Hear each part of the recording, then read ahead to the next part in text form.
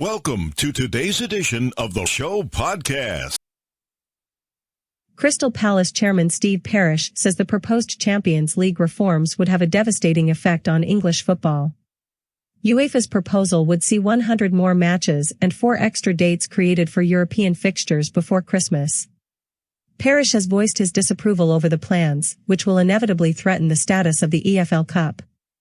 "It feels like we're expected to accept these proposals because they are not as bad as they could have been," he said. This would have a devastating effect on domestic competitions in England. The League Cup is the largest financial contributor to the Football League, and this will either be the end of that cup in its entirety or reduce it to a youth competition. "For clubs like us, it's very difficult to understand where you have a voice in these conversations. We feel very remote from the decision-making." Parish was speaking at the European League's meeting that was held on Wednesday morning. Despite invites being sent to all Europe's major clubs, none of them took the opportunity to speak.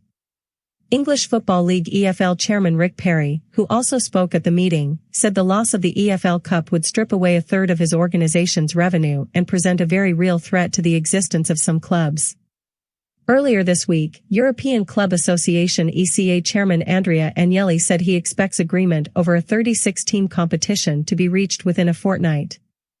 Instead of 8 groups of 4 playing 6 games each as is currently the case, all teams would play 10 matches against opponents of varying strengths and decided on each club's UEFA ranking, with those results then forming one overall table. Discussions are continuing over the precise structure of the competition, particularly the allocation of the 4 additional places. The proposals are expected to put an end to discussion over a European Super League, but issues still remain. Although they accept there is merit in the system, the European leagues will continue to argue against the exclusivity of UEFA dates and also the plan to allocate 2 of the additional 4 places from the current 32-team group stage on the basis of historical coefficient instead of where they finish in the league table. In a scenario discussed today, of the 3 English clubs currently qualifying for European competition, West Ham or Everton would miss out on the additional Champions League place to Tottenham, due to their superior historical coefficient, even though they are below them in the Premier League table. "Sporting merit should be the guiding principle and we should not qualify teams on coefficient," said European League's president Lars-Christer Olsen.